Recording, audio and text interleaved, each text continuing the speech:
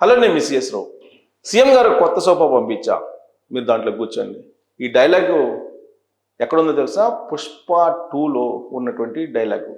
CM తమ్ముడు వస్తే ఆ తమ్ముడితోటి ఫోన్ చేయించినటువంటి సీన్ అది. ఇప్పుడు ఆ సీన్ని గుర్తు చేసుకొని అంబటి రాంబాబు గారు ఏం చేశారు తెలుసా? ఒక ట్వీట్ చేశారు.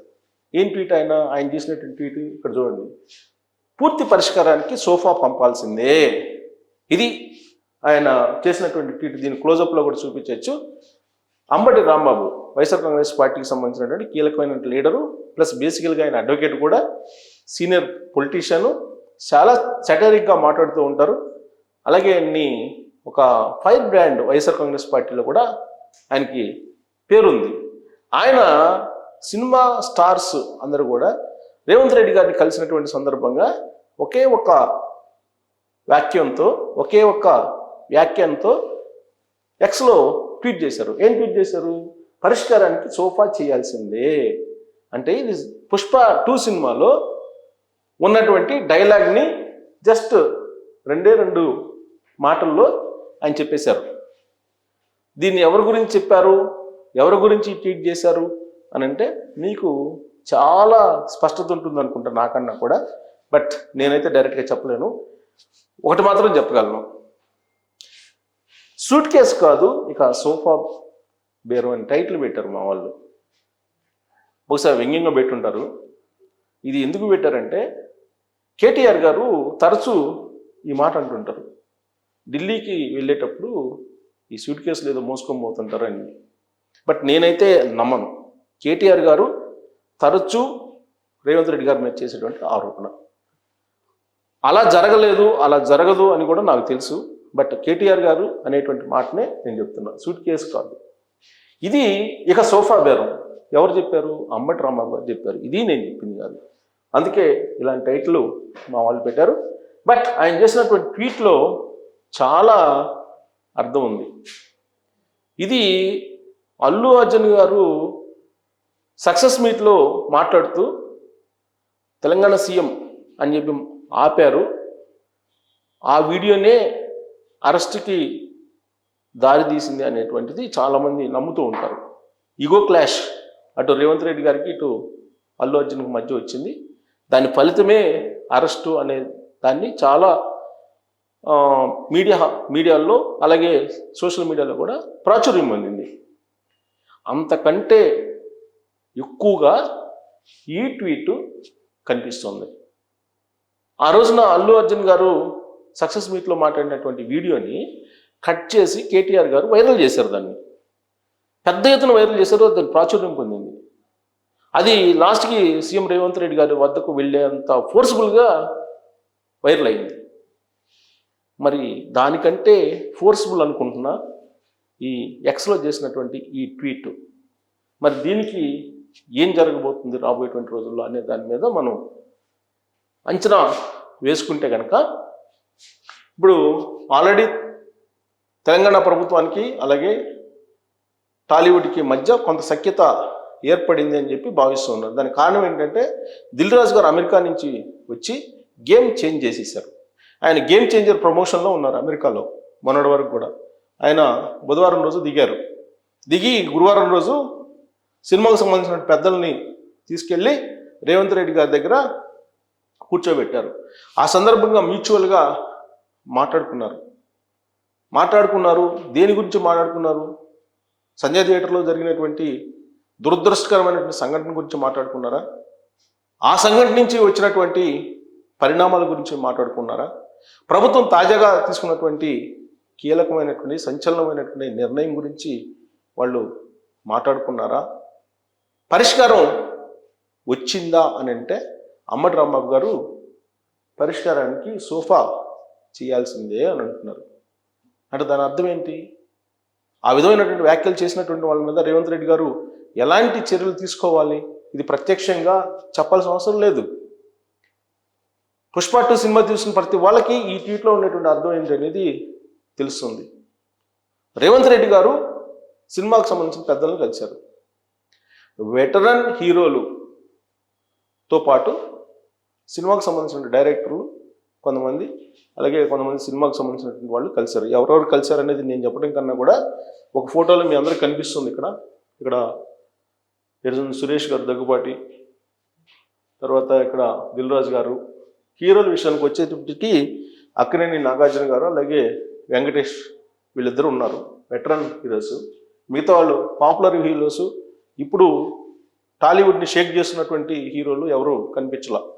ఎవరు ప్రభాస్ గారు కానీ, లేదా ఎన్టీఆర్ కానీ, లేదా మహేష్ బాబు కానీ, వీళ్ళెవరు కనిపించలా. గతంలో జగన్మోహన్ రెడ్డి గారి దగ్గరికి ఈ పాపులర్ హీరోలు అందరూ కూడా పోయి నించున్నారు, ఒక జూనియర్ ఎన్టీఆర్ తప్ప. బట్ ఇప్పుడు రేవంత్ రెడ్డి గారి వద్దకు వాళ్ళు ఎవరు రాలేదు. మరి దీన్ని కూడా రేవంత్ రెడ్డి గారు సీరియస్గా తీసుకుంటారా రాబోయేటువంటి రోజుల్లో? అందుకే బహుశా అంబటి రాంబాబు గారు ఇలాంటి ట్వీట్ చేస్తుంటారా? పరిష్కారానికి సోఫా చేయాల్సిందే. అంటే ఇప్పుడు కలవడం అనేది పరిష్కారం కాదా, పరిష్కారం కోసం కలవలేదా అనేటువంటి భావం కలిగించేలాగా అంబటి రాంబాబు గారు ట్వీట్ చేశారు. ఇప్పుడు పోయిందేమో దిల్ రాజు అండ్ టీమ్, ఆడ మెగాస్టార్ చిరంజీవి గారు కూడా కనిపించలా. తర్వాత అల్లు ఫ్యామిలీకి సంబంధించినటువంటి వాళ్ళు కూడా ఎవరు కనిపించలా. కారణం ఏంటంటే ఆల్రెడీ ఇప్పుడు కేసు అయ్యింది కాబట్టి అల్లు ఫ్యామిలీకి సంబంధించి, అల్లు అర్జున్కి సంబంధించి బహుశా వాళ్ళు కలిస్తే ప్రజాక్షేత్రంలోకి నెగిటివ్ ప్రచారం వెళ్ళేటువంటి అవకాశం ఉందేమో అని చెప్పి వాళ్ళు మిస్ అవ్వచ్చు. అలాగే మెగా ఫ్యామిలీ కూడా, మెగా హీరోలు కూడా అలానే మిస్ అవ్వచ్చు.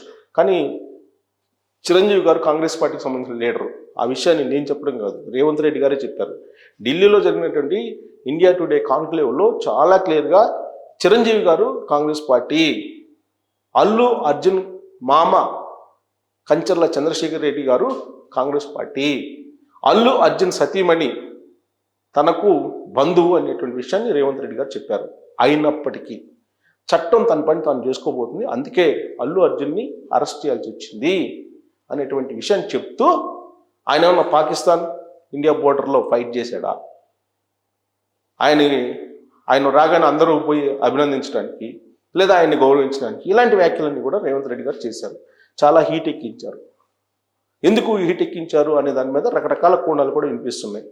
ఒక హైడ్రా నుంచి ప్రజల దృష్టిని మళ్లించడానికి, ఒక తెలంగాణ తల్లి నుంచి ప్రజల దృష్టిని మళ్లించడానికి, ఒక లగచర్ల ఇష్యూ నుంచి ప్రజల దృష్టిని మళ్లించడానికి అల్లు అర్జున్ని బలి చేశారు అనేది కూడా వినిపిస్తుంది.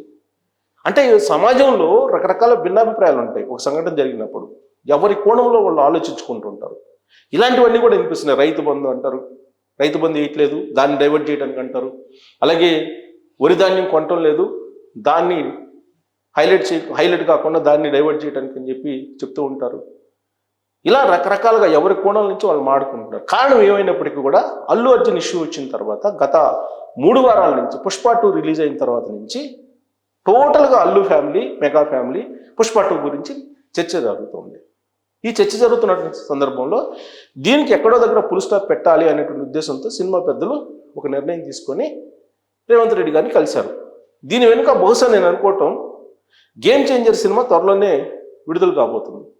దానికి బెనిఫిట్ షోలు, టికెట్లు పెంచుకునేటువంటి వెసులుబాటు కల్పించాలి అనేటువంటి ఒక ఆలోచన ఉండొచ్చు. ఎందుకంటే ప్రొడ్యూసరు పోయింది దిల్ రాజు కాబట్టి ఆ కోణం నుంచి ఆలోచిస్తే ప్రభుత్వంతో నెగోషియేషన్స్ చేసుకొని ఎక్కడో ఒక దగ్గర ఒక చిన్న ప్రత్యామ్నాయం తీసుకొని గేమ్ చేంజర్ సినిమాకి ఈ బెనిఫిట్ షోలు లేదంటే టికెట్లు పెంచుకునే అవకాశం కల్పించుకునేటువంటి ప్రయత్నం చేయడానికి మాత్రం ఇది జరిగింది అనేది ఒకటి. ఈ భేటీ కంటే ముందు దిల్ రాజు గారు శ్రీతేజ అంటే సంధ్యా థియేటర్ సంఘటనలో ఇప్పుడు బ్రెయిన్ డెడ్ తోటి చావు బతుకుల మధ్య ఉన్నటువంటి శ్రీతేజకు అన్ని రకాలుగా టాలీవుడ్ సహాయ సహకారాలు అందిస్తుంది, అలాగే అతనికి అన్ని రకాలుగా సేవ చేస్తామని చెప్పి హామీ ఇచ్చి సమాజాన్ని కొంత ఆలోచింపజేసేలా వాళ్ళు కొన్ని స్టేట్మెంట్లు ఇచ్చారు, చల్లబరిచారు ఒక రకంగా. ఎందుకనంటే మొన్నటి వరకు కూడా అల్లు అర్జున్ చేసిన తప్పు, ప్రభుత్వం చేసింది ఒప్పు అనేవాళ్ళు ఉన్నారు. లేదు, ప్రభుత్వం చేసిన తప్పు, అల్లు అర్జున్ చేసింది కరెక్టు అనేవాళ్ళు కూడా ఉన్నారు. ఇలా వాద ప్రతివాదనల నడుమ ఇష్యూ బ్లోప్ అయింది.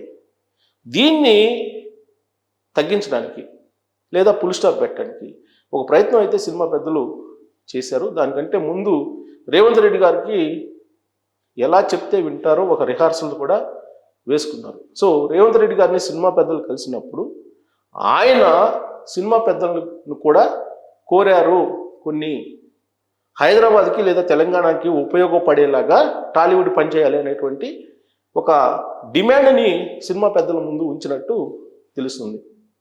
డ్రగ్స్ సీన్లు లేనటువంటి సినిమాలు తీయండి అనేటువంటి ఒక ఆదేశం కూడా రేవంత్ రెడ్డి గారు చెప్పినట్టు తెలుస్తుంది.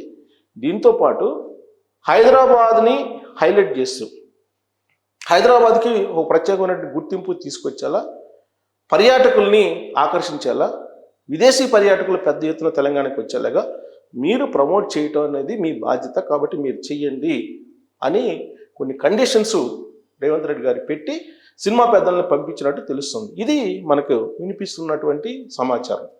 కానీ దీని వెనుక గేమ్ చేంజ్ అనేటువంటి ఒక బిగ్ టాస్క్ ఉంది. ఆ బిగ్ టాస్క్కి ఎలాంటి పరిష్కారాన్ని లేదంటే ఎలాంటి క్లూస్ని వెతుకుతున్నారు టికెట్లు పెంచుకునేదానికి లేదా బెనిఫిట్ షోలకు అనుమతి తీసుకొచ్చుకునేదానికి. ఇప్పుడు కనుక తెలంగాణ ప్రభుత్వం రిలాక్సేషన్ చేయకుండా బెనిఫిట్ షోలు ఇవ్వకుండా టికెట్ రేటు పెంచకుండా ఉంటే ఆంధ్రప్రదేశ్ ప్రభుత్వం కూడా పెంచే అవకాశం లేదు, బెనిఫిట్ షోలకు అనుమతించేటువంటి అవకాశం లేదు. ఒకవేళ ఇస్తే విమర్శలు ఫాలో అయ్యేటువంటి అవకాశం. అందుకే రెండు రాష్ట్ర ప్రభుత్వాలు ఒకేలాగా నిర్ణయం తీసుకోబోతున్నాయి.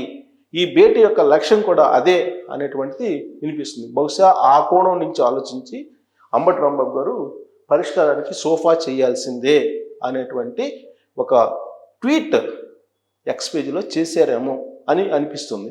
ఇంతకు మించి ఆయన వేరే భావంతో చేసి ఉంటే కనుక మీరు దాన్ని అబ్జర్వ్ చేస్తే కామెంట్ రూపంలో తెలియజేయచ్చు. Thank you very much.